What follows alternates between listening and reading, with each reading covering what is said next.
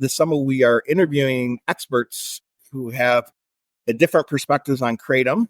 And this week's guest is Scott Carney, who recently did an investigation and published that on his Substack and on YouTube, entitled Exotic Plants, Deadly Consequences, the Feel Free Story. And normally on the podcast, we have quitters talking about recovery, and often we don't talk about specific products. But I think it's warranted for us to focus on Feel Free. We've called it the Kava Kratom Tonic most of the time. In my point of view, it's one of the most noxious products out there, and there's a lot going on behind it, and Scott investigated that. So could you introduce yourself and tell us a little bit about your background? Sure. I'm an investigative journalist. I wrote for 20 years for The Wired and Mother Jones, NPR, all the big magazines. I was shirtless in Playboy once. I've been an investigative journalist covering everything from organ trafficking to cults. I've worked in war zones.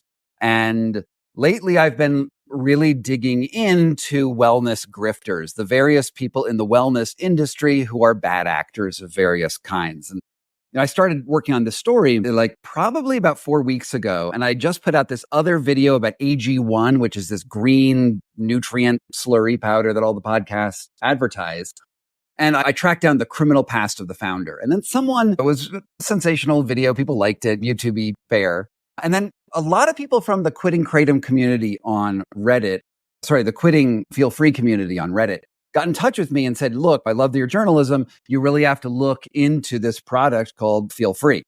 And I'd never heard of it. I barely knew what kratom was. I'd seen it advertised, but I'd never tried it or anything like that. And didn't really know anyone who even used it very much. But when I started digging into the founder's history, it seemed like there was an obvious story here, a story of a criminal founder who was convicted on basically embezzling money charges from his oil firm in Texas, ended up in the witness protection program, got released because he turned state witness on a neo-Nazi who was trying to kill a federal judge, which is an interesting twist. And then had, at some point, and I don't know exactly what the origin moment was, but he discovered that if you mix kratom and kava, you get these really unique effects.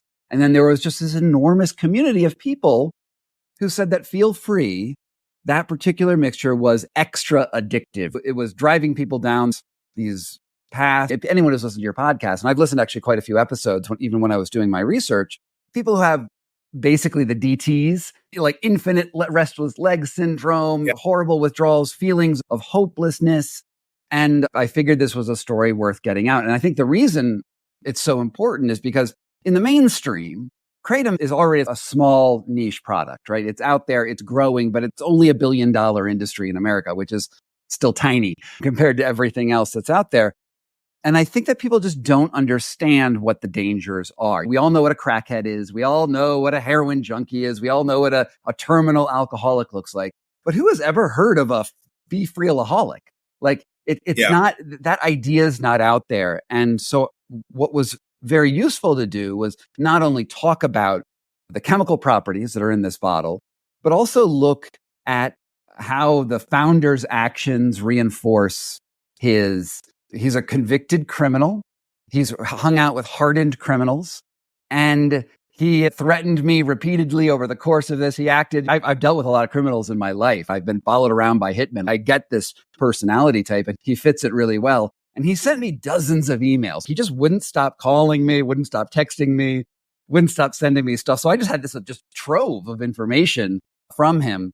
And then he threatened that by telling the world about his witness protection program. So he tried to do this thing because he knew I was onto the story. He was like, look, you can't tell anyone that I was in the witness protection program because you, Scott, would be violating the law. Yeah, but you don't want to mess with the federal government. So he was using his status as a shield, which is funny. Because when I called up the witness protection program, it's run by the U.S. Marshal Service, and the FBI is tangentially involved as well. They were both like, no, dude, just report it. The guy sounds like a scumbag. And he didn't like that. And then he tried to tell me that all these people would commit suicide if I released this information. I was like, you're just making shit up. So there we are. Yeah, not only is society what a kratom addict is, there's in the main ethos, there's this belief that it's non-addictive, that there's no such thing. And that's pushed by the industry and advocates. Beyond sort of the background of the founder, what are some other alarming findings you found? I would say that it's things that people already have heard about here on this podcast. It does seem that there's a synergistic effect between kava and kratom, which intensifies the effects of the drink. And I don't have much experience doing kratom. I've only done feel free, and I've only done the recommended dosage. I did 1/2 a bottle. So I don't have a lot of context to understand it. What I will say is that I've done a lot of other drugs over my recreational history. And my experience after doing half a shot, and I am pretty sensitive to drugs, it's just like the way my biology works. I had an immediate positive effect of sort of Ritalin-esque, stimulant-y sort of feelings that were mildly euphoric, not even majorly, but mildly euphoric for about an hour. And then the next hour was like neutral. And then it progressed into sort of a brain fog feeling. Like I would compare it to having smoked a lot of pot the night before, taking mega bong rips all night. And then the next day, you feel pretty foggy. It's not real fun. It's not the end of the world, but wasn't that fun. And I had this feeling, which I usually don't have. I don't have a very addictive personality, but I had this feeling. It was like, Scott, maybe you should just take the other shot because then you could get back where you were. And I realized that at a very minor level, at the smallest possible level, because there's people who are doing 10, 12 bottles a day. I can understand why, if you ramped up my sensations, why someone would get addicted, right? And why the whole idea of a recommended dose. I even used a clip from Joe Rogan where he was like, it's a tiny bottle and one bottle is one serving. What do you mean? And even when I tried to take it, I was careful. I was like, how do I do this serving right to get to the right line? Like, it's hard to even titrate it. If you wanted to follow the very intensive and very fine print, I don't even know what that point is, maybe 3-point print. It's really just hard to do and even the directions are a little confusing about what it even means. It says anything can be addictive if it makes you feel good, including caffeine and alcohol. It's what? Like when you advertise it as an alternative to alcohol, it gets you this feeling that, hey, you could do something else. But no, it's like an addictive alternative to alcohol. Why is that better? Why does gluten-free matter? Why does vegan matter? Those are not, of course it's vegan. Of course it's gluten-free. Who cares? It can still mess you up. Yeah, those seem like red herrings. Really sold in the wellness space. People find it at food co-ops and, high-end grocery stores. And many people's first experience is thinking that it's like a matcha tea or something around in that arena, where it does have ingredients in it that interact with your opioid receptors. I am going to play a clip from your piece of Noah, who was one of those folks that got to an extreme in his addiction. It wasn't long until people who were recovering from alcoholism or had gone through bouts of depression started getting addicted, and badly. It took maybe 2 months or so to get to 8 to 10 a day. And then at where I was, they were about $10 a bottle. And so 8 to 10 a day, let's say it's 10, easy round number. It's $100 a day, 30 days in a month, $3,000 for a month, 12 months in a year, $36,000 a year. Went on for about, let's say, a year and a half. At that level, it's about $54,000 worth of drinking this wellness tonic. What does Noah's experience, some of the other stories that you heard from addicts, tell you about the risk here? Yeah, Noah had spent approximately $54,000 on Feel Free, piles of bottles, 10 bottles a day. And that is crazy because that money goes right to the founder of JW Ross. It's a perfect product. If you think about, if I was going to design the perfect way to make money, I would make something that people needed to have over and over again, or else they would experience very negative side effects. That sounds great. And charge $10 a bottle. That sounds amazing. And his story was, I would say, fairly typical of let me see. I probably interviewed on tape 4 or 5 people. And actually, I bet some of them have appeared on your podcast as well. Yeah. And then I had probably 50 people reach out to me over DMs being like, I want to talk to you. And I was like, I just don't have time to talk to every kratom addict. But the pattern seems to be, and I'm sure that some people can use this safely. Like I think there's a variety of people with a variety of biologies who have various addictive personality types. But there is certainly a personality type, especially one who's advertised as an alternative to alcohol. So maybe like an ex-alcoholic. You're giving them, somebody, especially with addiction problems, something that is presented as harmless, that is then used. It seems to be particularly addictive. And I can't understand why. Like, I'm not a chemist. I did speak to some addiction psychiatrists, and I believe you're going to have them on the show, Cornel Stanchu as one of them. And he said that there's a synergistic effect with kava and kratom that gets processed by the liver that makes it more intense. And that sounds good enough to me. There's something going on here. We don't know what. There's allegations that it's fermented. And I spoke to Ben Greenfield, who was actually one of the early promoters of Feel Free. He was paid an undisclosed amount of money, maybe tens of thousands of dollars for his sponsorship of Feel Free and then affiliate marketing things. He suggested that it was fermented, and other people on the subreddits have said it was fermented and there's some corroborating evidence that Feel Free had imported a beer fermenter from China, which we got from, I think actually some person on the board sent me the shipping manifest. That's interesting. When I reached out to JW, who's again, a notorious liar. I don't know if I can trust him, but he said that they don't ferment it and they try very hard to ensure that it's not fermented. Ultimately, it's a he said, she said situation. I don't have any chemical or independent analysis to say it's fermented, but I also don't think it matters. Like, we can be empiricists here and say that people are getting addicted. There are problems. If the recommended dose is really one a day, if you can really only have one a day, then why is it that when you go into a shop and you ask the cashier how many people usually buy, and they say 5 a day is the normal amount that someone buys at the register, they do it every day, you can see that there is a problem. So if it's truly a recommended dose, and that's the safe way to do it, I don't know how you determine that, but let's say it is, then why isn't it being restricted at 1 bottle a day at the point of sale? I don't know if that's a logical to regulate something. There's a big question about what regulations are good, but it's clear that if someone's spending $50 a day on this, and that money goes into J.W. Ross's pocket, he has every incentive to keep them doing that because we live in a capitalist society. Speaking of most addicts, we probably would just double our dosage once we got addicted to it. I heard Mr. Ross on a podcast. He purposely designed them to be like energy shots and to mainstream them and normalize their use in that packaging, and then also sell them at places like 7-Eleven. And in the price point where you can get a deal on them is by buying them on the case through their website, having it mailed to you. And many of the people that have appeared on our podcast got to that state. And there is something clearly going on with this, because the Feel Free episodes out of our podcast are the most listened to by far. And I have found that even people who like Kratom in general, that would consider them maybe themselves advocates or ardent consumers of Kratom, have problems with this where they might not with just plain powder. Just to be clear, from your investigation, there's no proof that there's any secret ingredients in the bottles. So Ben Greenfield actually did send the bottles off to the mass spec guy on Instagram.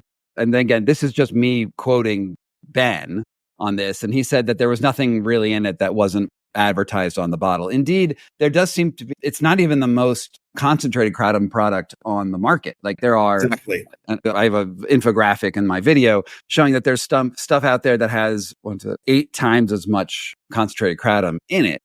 And I also have heard that the bottle has been reformulated. There used to be a silver cap on it. Now there's a black cap. And I heard the silver caps were more addictive. Again, I don't know. I'm hearing stuff from different people. You probably have more experience talking to people since you're in the kratom space.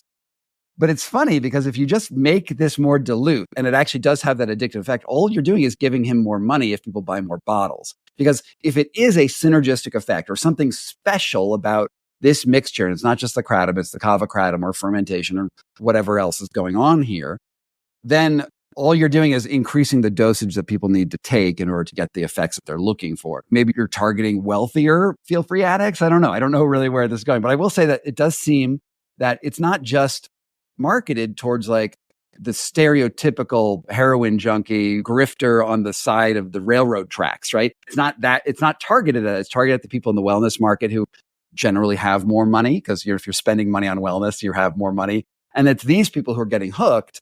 And it's people who can spend 50 grand. They don't want to spend the 50 grand, right? It puts them in a really bad position. But there's people who can often, at least initially, afford the addiction. And then the withdrawals seem pretty bad.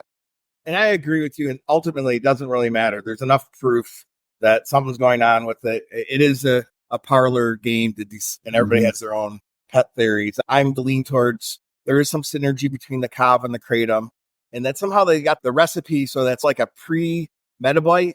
When we consume it, then our livers convert it to the more intoxicating stuff. If you tested the bottles, there's nothing fishy going on. That's the only thing that makes sense to me. But there, it is empirically something's going on with these little blue bottles. What do you think about Feel Free's Kava Forward and other shit plants marketing strategy? It's targeting a lifestyle. Like so I did this video on AG1, which is that spirulina powder that also had a criminal founder behind it with a different criminal past. And what they're advertising, that's a multivitamin, basically. It's not better than Centrum. It's not like dangerous. It's not as bad as this stuff. But like the reason they're able to charge so much is because they have a really nice wellness marketing campaign. Pretty girls playing basketball in New Zealand under green leaves. And you get this sort of feeling of a certain type of wellness lifestyle, sort of surfery, botanic-y, whatever lifestyle. And that is why they're able to charge so much. They also have relationships with influencers. It's very specifically, they went after people with nutrition, science-based podcasts, gave them a cut of the profits, and everyone was happy to shill this profitable product. And that's capitalism, but there's something disingenuous there. I'm not saying it's illegal. It's just there's something disingenuous there. But they're selling that lifestyle. And I think that this product is selling a similar lifestyle. It's selling a lifestyle of healthful vitality. I'm not an alcoholic. I do something called Feel Free. And even that name, it's ironic because a lot of people get hooked on this Feel Freedom that they have. And they're just targeting a market segment who is a little naive to what is actually going on. And I spoke to, it's interesting, as I was doing the video, I was about to release it on my Substack, which is where I put stuff early out there. It hadn't gone public in the mainstream, but I have this like sort of core group of awesome subscribers who are into my journalism.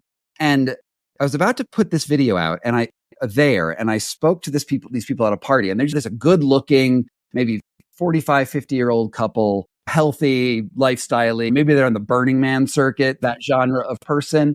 And they were saying to me, look, hey, I love this stuff. Feel free. You should try it sometime. I was like, wait, what? I'd never heard of it in public before. And I was like, let me tell you, I've got all these texts from JW Cash on me. And they were surprised. They were like, oh, wow. Like I had no idea there was any issue here. They're like, I've never felt an issue. We do a certain number of bottles a week. It didn't sound too excessive or anything. And they're like, they buy it by the case and they hand it out to their friends. And just because they're of that money demographic where they can do that, which is nothing wrong with that. I'll give people a beer at a party that I throw. It's not that weird.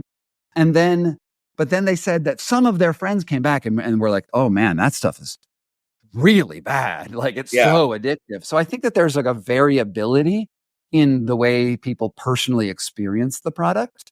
And these people have only been doing it for 4 months. Sometimes you feel like you're fine. You can totally manage the usage until you hit some sort of roadblock, right? It could be like, there was someone on your podcast who said his father died and then he like really went into Feel Free, right? It fills some sort of neural gap or something. And there's a habit forming component. And then there's the shame on top of it, right? There's the idea of, I don't want to admit to people that I'm dependent on something that's a wellness tonic. Yeah. And I spent how much money? Like that feels like you're a loser.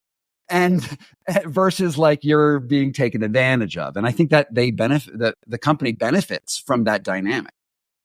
That's very insightful. Yeah. A lot of people, especially the money is the first thing that they feel, the embarrassment, and then the pile up of the bottles, like hiding that. And and there is a lot of people that hide their partner from the people that they live with. And it does create a circle of shame, so to speak. One of the complaints about the product is that they obscure the fact that kratom is the main ingredient by calling it a kava drink and that ancient plants. And I know that's one of the issues of the lawsuit. Did you get any updates with anybody you talked to about the status of the lawsuit? I did, yeah. I will say that the bottle that I bought does say ground kratom on it. Alkaloid percentage. I believe that because of the lawsuit, they've updated the marketing. I don't know if that's better or worse. It's better. It's better than not telling people what's in the bottle, for sure. I don't know if that solves the problem or absolves them of responsibility, but at least there's been some messaging changes. My updates on the lawsuit come from actually just talking to JW Ross about it. And he just said, basically, they're in settlement negotiations now. It's probably not going to go to court. It always could, but they're settling for a certain amount of money. And the way he described it to me is, yeah, we're going to pay millions of dollars. And most of it's going to go to the lawyers versus the, 14 people or so that are in the complaint. And he would have much rather just pay those people directly. I'm just paraphrasing the quotes that he gave me. So it seems like there will be some sort of private settlement. There will be some messaging changes. He will be absolved from this group of complainants, and we will see what happens after that. I think I did speak with Mac Haddo as well. Mac Haddo is the guy who runs the American Kratom Association, aka the AKA, and they are at loggerheads with one another. They don't seem to like each other very much. There are competing kratom associations that exist in the world. And Ross forwarded me an email that said, essentially, he tried to bribe Haddo by doubling his salary. And Haddo didn't want to accept that money from him. And I don't know what's going on there. But speaking to Haddo is interesting because he's a lot like what I imagine it's to talk to Dick Cheney. Like really sharp, like really smart, and just so good at manipulating words to make himself sound absolved of any issue. And he's trying to make his group the respectable one. Meanwhile, J.B. Ross's group is trying to compete with that. And they're both trying to increase the market share of kratom in the United States for their personal profit. And I'm not somebody who likes regulate. I don't like Big Brother coming down and telling me what I have to do. So I have a part of me is whatever, let kratom exist.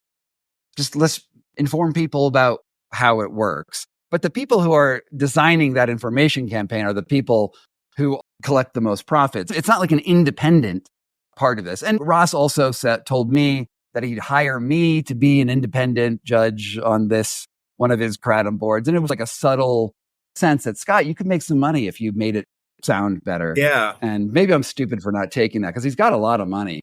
I do think that there does need to be an independent commission or law or something that at least raises awareness about what this stuff can do. Maybe we need some like splashy Hollywood movies about kratom addiction, like a Leaving Las Vegas for kratom addiction, and see where that goes.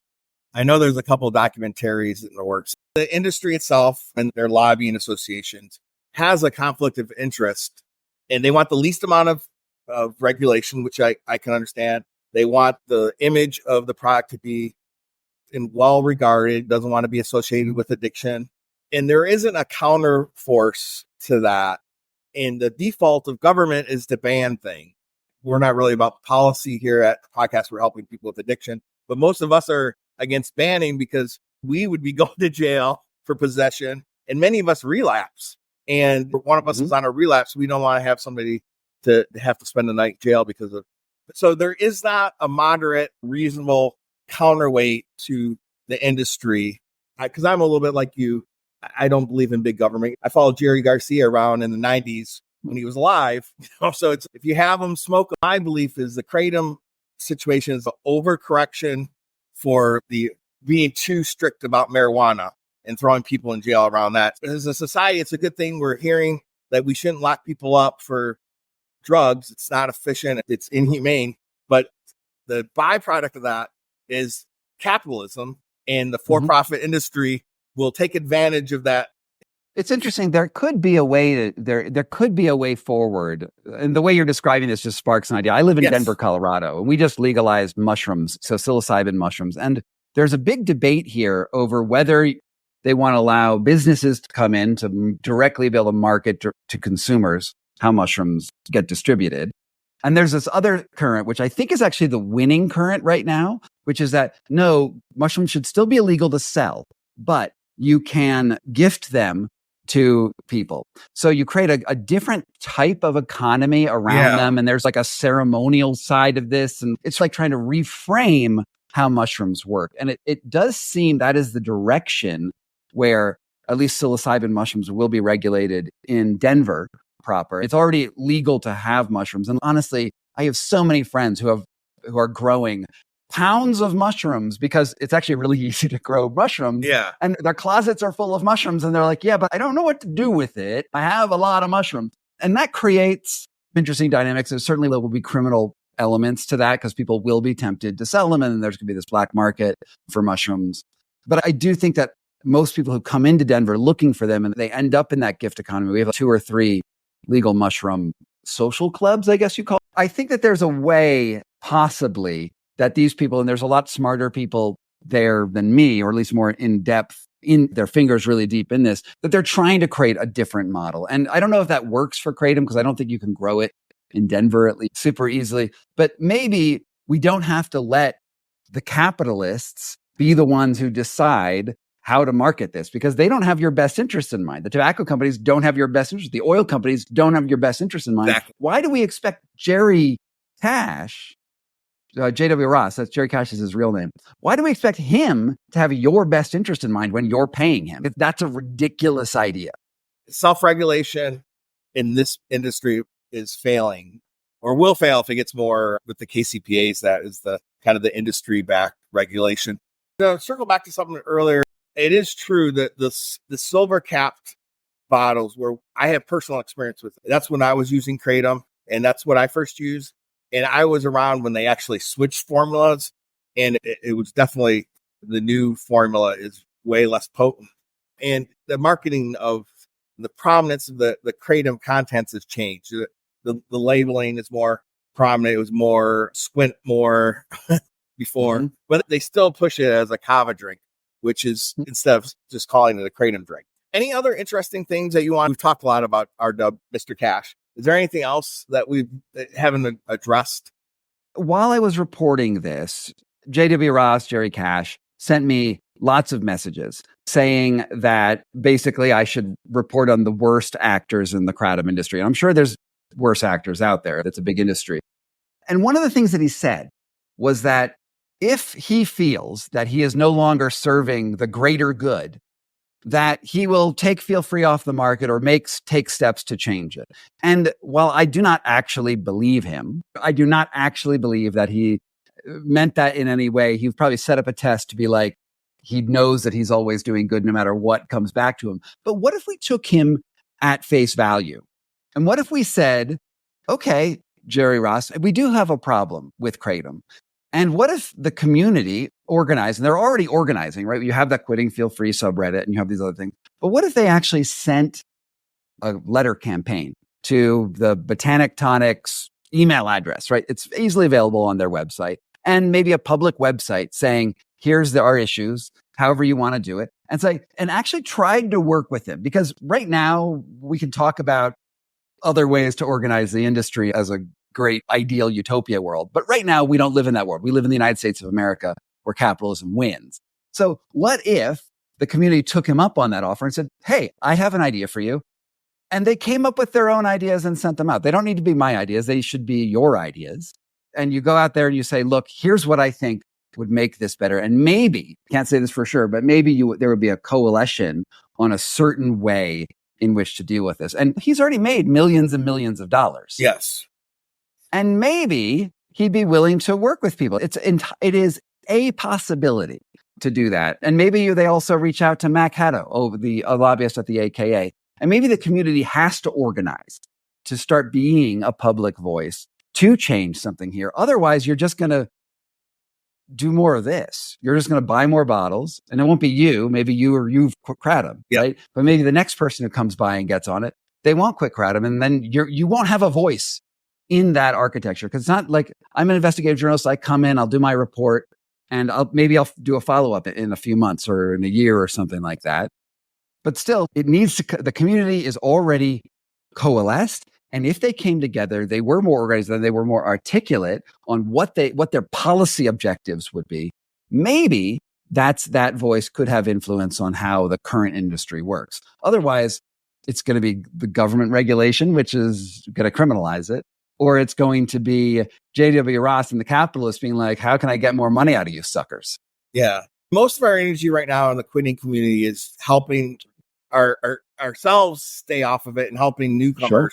And there is a debate whether or not, and this is a tradition in the 12 steps, is you don't actually get involved in those outside matters because it distracts from your core mission of helping others. And Bill Wilson, the 12 steps, was after the prohibition period of alcohol and had some ethos from some of the overreach from that. But if I had if I could ask J.W. Ross one thing, I would say turn on your comments on your social media. He has them all locked down. If you really want to hear if there's more people being hurt by your product versus more people. 'Cause that's the thing he said in your video, that he thinks on balance, he's helping more people with this product than he's hurting. That would be what I would tell him, is turn on your social media comments and you will get an earful. They're all blocked right now. My only quibble with your reporting is the way that Ben Greenfield was portrayed. He did some outreach to the subreddit, but we as a community feel it was like more like trolling us. And we thought it was really surprising when he admitted in your video that he was up to 6 a day, and he kind of indicated, oh, wow, I could see how this was be addictive. And he never communicated that to any of us. Some of his posts were, in general, were like, use responsibility, have some personal accountability. People were complaining that they heard about this product on his podcast and they trusted him. And then there was another podcast, The Skinny Confidential. Ben was the only one that came to our subreddit because he, like JW, both of them are really managed their image a lot. Yeah, I'd say that Ben is. I've known Ben for about, I'd say that 3 or 4 years. I've been on his podcast twice, and my experience with him personally is that he's actually a very intelligent person who often pushes the boundaries of what's rational. You can go onto his website and you can see him like selling pharmaceuticals that come out of light pens, which doesn't sound like a real thing to me. There's a lot of stuff that he does that's over the top. And I think there's a criticism out there of Ben that we can all level and I think would be rational. I do want to say in his defense is that he is engaging with the community. He's engaging with the community as Ben Greenfield. He's not going to be someone other than Ben Greenfield. And he did talk about his own financial ties to that company in a way that Skinny Confidential didn't, right? And he's at least trying to be still Ben Greenfield and still talk about his responsibility in this. And could he do more? Sure. Absolutely. He could do more because he did start. He was huge in getting this out there to the world initially. But instead of demonizing him, and I've demonized people before, I've gone out there and I've shown like how Andrew Huberman has major problems. The difference between Huberman and Ben is at least he's engaging. At least he's talking about it. I know he has a follow-up podcast coming out. I don't know what's going to be in it. It's going to be something about his interaction with the mass spec guy. Okay. He did take down his podcast, but it was at JW Ross's request. Do with that what you will. But yeah, it's an interesting thing. He's certainly not innocent in this because he got a lot of people hooked. But the fact that he is still engaging, the fact that he's still talking about it versus a lot of other people would have been like, fuck those guys. Fuck that Kratom community. You look at that as at least something versus just going out there and just hating on Ben Greenfield because he made money on it, but he also believed in it. He got himself up to six bottles a day. He now has an experience that he can talk about that maybe it could be beneficial to the community. Yeah, I think that's a fair observation, and we definitely don't want to hate on Ben. And I think it was just surprising to hear that he got up to 6 because he had never shared that to any of us previously. But you're right. Compared to Skinny Confidential, I will give him a credit. So that leads to the next question. What do you believe the supplement industry's regulatory environment played in the issues surrounding this product? I know you had an expert that you interviewed in your video. Yeah, I do a lot on supplements in general because it's a larger problem in America. I think the most important thing to realize is that the supplement industry is basically unregulated. There are regulations, but they have no teeth in them. Yeah. And it all comes down to a 1994 law called DSHA, which is the Dietary and Supplement Something Act. And what it does is essentially says you have to label your product correctly, and then you can't make specific health claims. So I couldn't be like, feel free, cures cancer. Can't do that because that would be an illegal statement. But I can say, feel free supports healthy living, which what the fuck does that mean? That is a legal statement. And the law was passed in conjunction with Mac Haddo, who was the lead lobbyist under the direction of Orrin Hatch, who was the Republican lawmaker, senator, congressman, politician.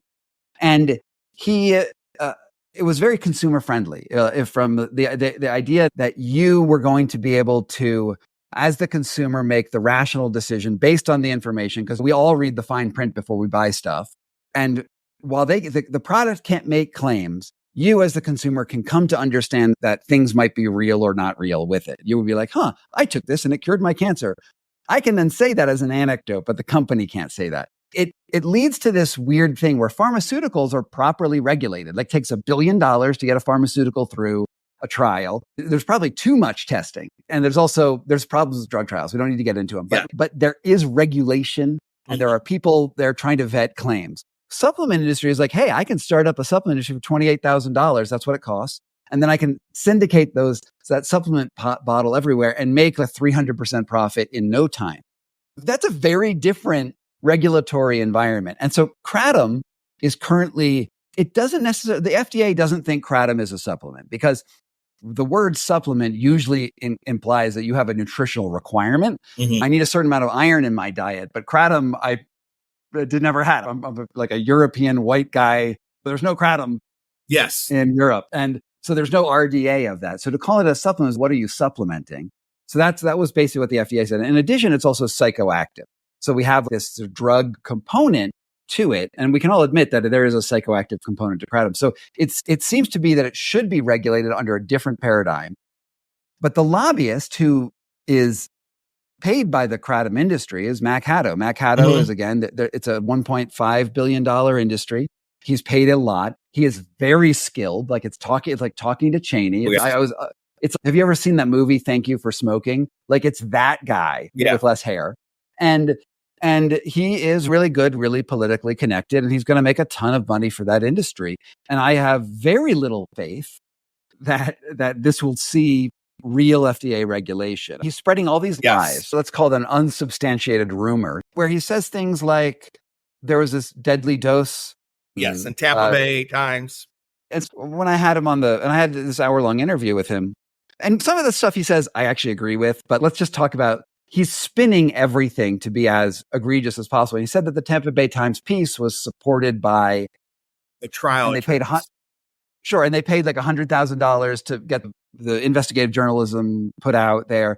That's an interesting allegation, which is completely, as far as I can tell, unsubstantiated. It is. As somebody who is a journalist who works for the mainstream media, although not the Tampa Bay Times, I have never had a lawyer come to me and offer me $100,000 to do like in the pocket investigation. In fact, most journalists I know would be like, fuck that. And they would do a story about the person who tried to bribe them because that's what we do, because we actually have integrity.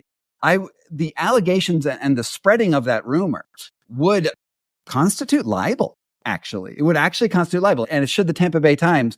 And if this is not substantiated, if the Tampa Bay Times was bribed, then sure. Okay, great. Then, but if they can prove that they were not paid by that company, I think the Tampa Bay Times, and I think all journalists, should sue under libel laws that we get threatened with all the time, because Mac Haddo has already threatened me with libel lawsuits. I've been threatened with libel lawsuits over and over again for reporting the truth. I would say that by tarnishing their reputation without evidence would constitute a libelous claim. And I would say, but if there is evidence, then present it to the world and show how they were bribed, in which case we can now point a finger at the Tampa Bay Times and say they're bad. Otherwise, I do believe that he is opening himself up to litigation.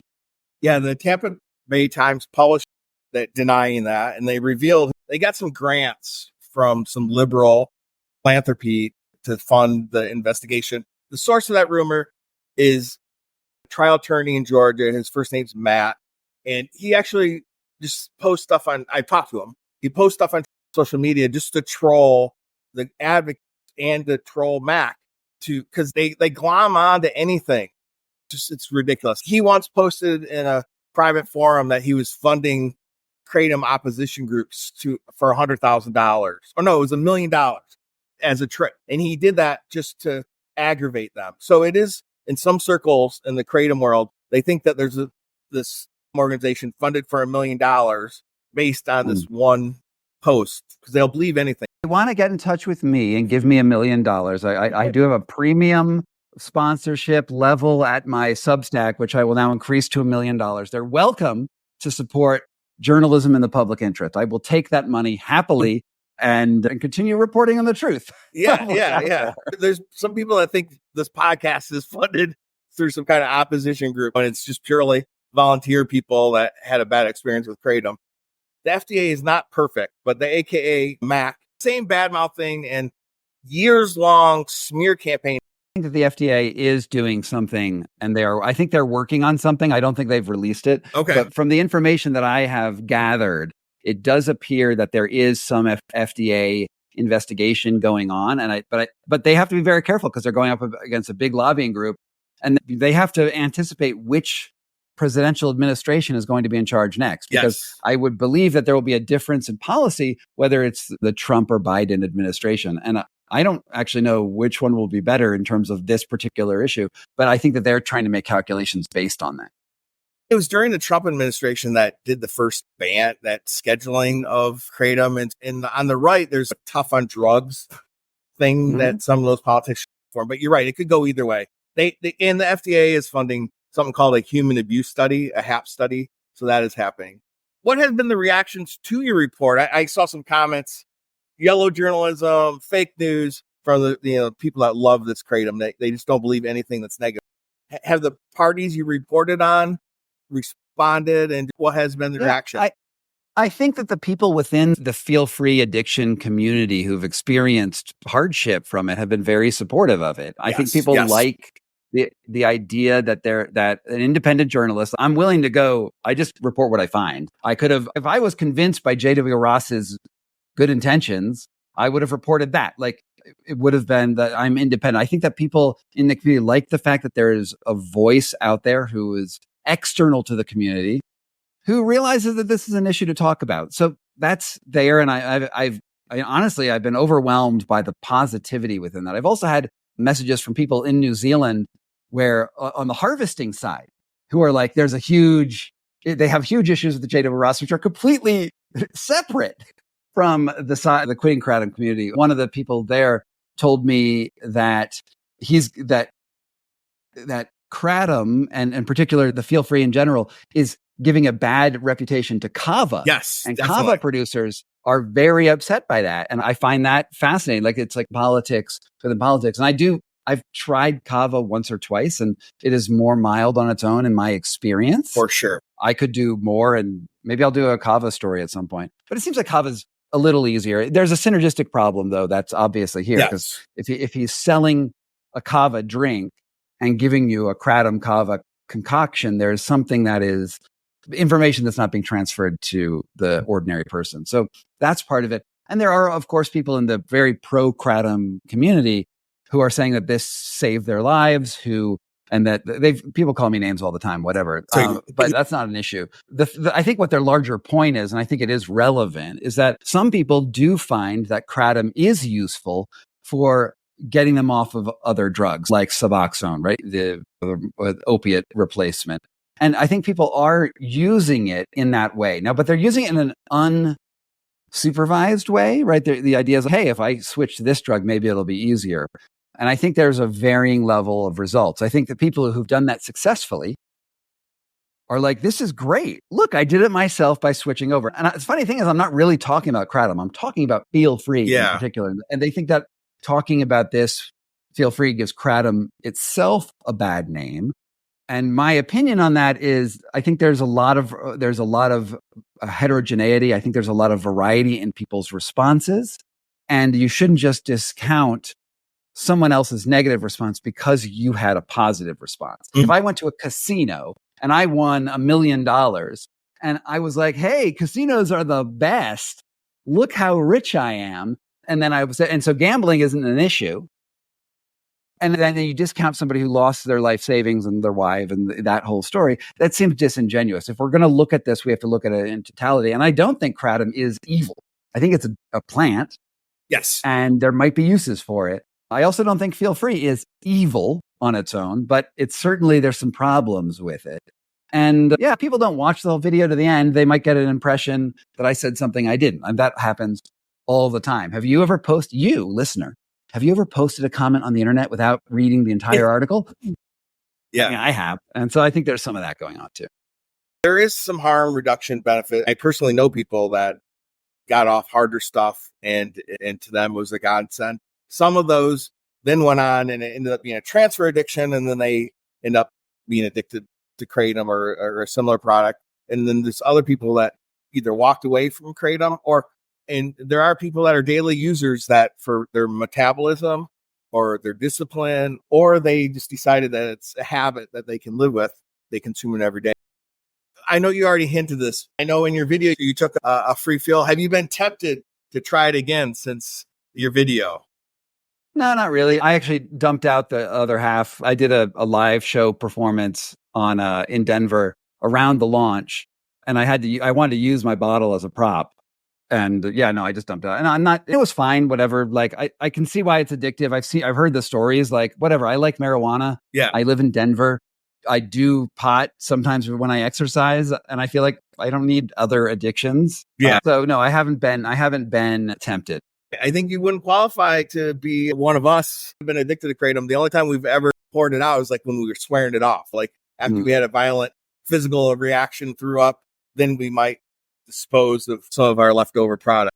How can listeners support additional investigations like this? I want to thank you on behalf of the whole quitting community. We are very grateful for this report. It is a voice that we don't often have. Yeah. Where can we find your work? I want to say I really appreciate the people in this community who subscribe to my Substack. Like I have this $8 a month Substack, which is less than one bottle of this. I just want you to know, if you want to support good journalism for less than the cost of a single bottle, come out and support my work. And I don't just look at Kratom, obviously, and I probably won't do another thing on it for a little while because I want to just see how things settle out. Yeah. And maybe I'll come back in a year or 6 months or something and then look at it again just to see where things are. That's just a better use of everyone's time and effort. But I am very interested in the community. I think the community has been awesome. They're so supportive. And I love what you're doing on this podcast. I gave you a shout out on your podcast because I listened to about 4 episodes while I was doing this because it gave me the nice thing that you're doing here is you're giving people voices that they can identify with. It's very human. There's these people who get addicted and they don't realize it. They feel shame. And I think that you're providing a really valuable service to the community internally. So I just want to congratulate you for doing this. I know it's a small community, but it's a passionate community, and that's awesome. Support your work. Support my work. I'll be doing more investigations in a variety of things in the health and wellness space, but also beyond. I look at organ trafficking. I look at cults. I look at all that stuff. Okay. And Substack is the home for that, but I'm also on YouTube and Threads and Patreon and all the places that people are. I can put that in the show notes. Great. And I do have one request. Yes. I would love one of you people who have experienced Kratom addiction. There was this photo that one person posted on the subreddit of all of the bottles they used in a week. And it was like 100 bottles on a bed, but the photo was fuzzy. They sent a fuzzy photo and I wanted to use it in like social media campaigns because I was like, it's such a good, obvious, this is an addiction. This is one week or 1 month of Kratom addiction. And so if one of you has saved a large number of these little blue bottles, please send me a clear photo of it and take a couple one. Use the macro function on your camera, play with it, get a great photo. Because I think that's something like that would be a great tool to use when you're promoting on social media, when you're talking about the addiction, because it's such an obvious issue. Yes. Thanks, listeners. If you have a photo, please share it. And I think I might have a video of something like that. And also, if you're getting off of Kratom and you're having like the restless leg stuff, and you probably don't want to do other stuff, but take some good video of the withdrawals. Again, I'm a journalist, and if you can show something, and instead of just telling it, like I can tell you this withdrawal sucks. But if I see Noah has, and you can find him around, but he's like drooling while he's getting off and he's shouting about it. It's a good video, but it's not good enough. So one of you guys who's out there who's going through the worst day of your life, set up a camera and try to capture that moment, my friends. Because it does become internet gold, and you don't need to use it. You don't have to use it, but if you have it, then you can think about whether you might use it later. And then at least your terrible DTs can be used in ways that will support your larger mission. Usually the sleeplessness is one of the worst things. I've heard 3 or 4 days, but there was one guy that was like almost a month. I don't know how he did. He barely got any sleep. So yeah, it would be good.